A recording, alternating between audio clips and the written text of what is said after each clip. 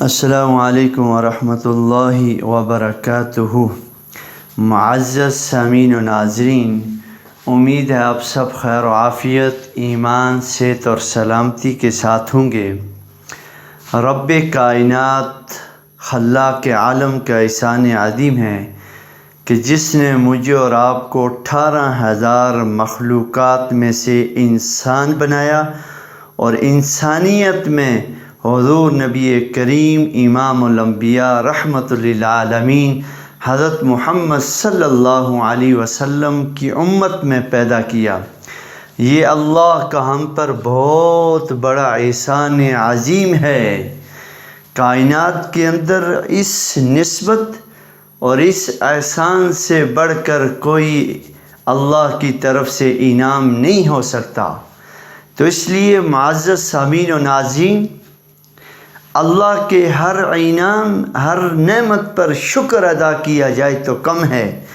یہ جو نسبت حضور صلی اللہ علیہ وسلم کے امتی ہونے کی، آپ کے غلام ہونے کی جو نسبت ہے، کائنات کے سارے خزانے ایک طرف، زمین و آسمان میں جو کچھ ہے وہ ایک طرف، اس نسبت کے مقابلے میں سب کچھ خاک ہے، کچھ بھی نہیں ہے، ذرہ بھی نہیں ہے۔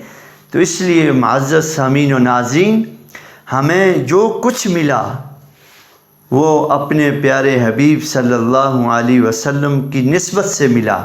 اگر یہ نسبت نہ ہوتی، میں اور آپ بھی نہ ہوتے۔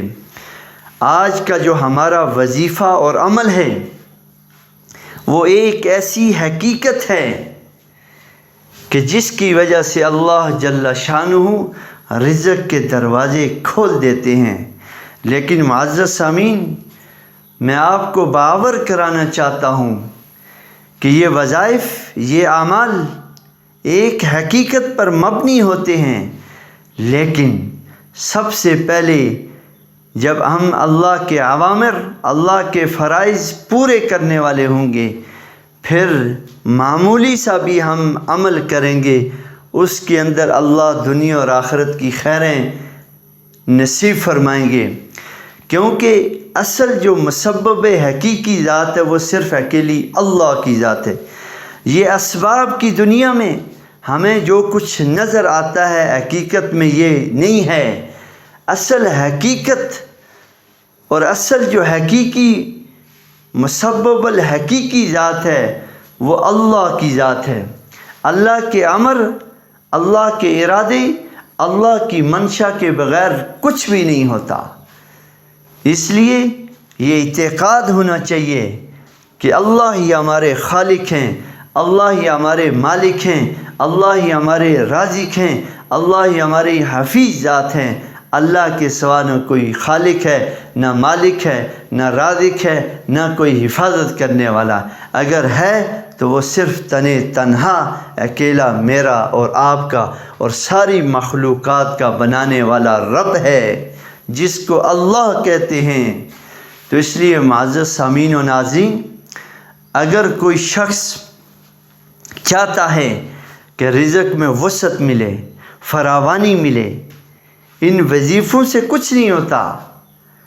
وظیفے اسی وقت کارآمد ہوں گے جب ہمارا یقین کامل اللہ کی ذات پہ ہو اور حضور صلی اللہ علیہ وسلم کے بتائے ہوئے طریقوں پر دنیا اور آخرت کی کامیابی کا یقین ہو، تب چھوٹا سا بھی عمل ہمارے لیے نجات، عافیت کا ذریعہ ہوگا۔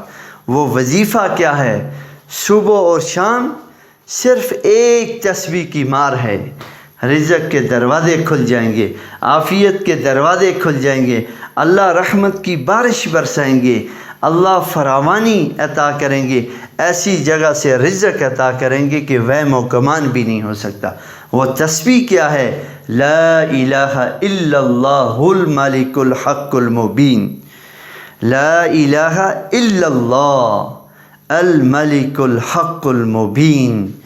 اول اور آخر درود ابراہیمی یا کوئی بھی درود پڑھ کے صرف ایک تسبیح صبح اور شام پڑھ کے دیکھیں، پھر اس کے انوارات، اس کی برکات، اس کے فیوزات میں اور آپ سمیٹ نہیں سکیں گے۔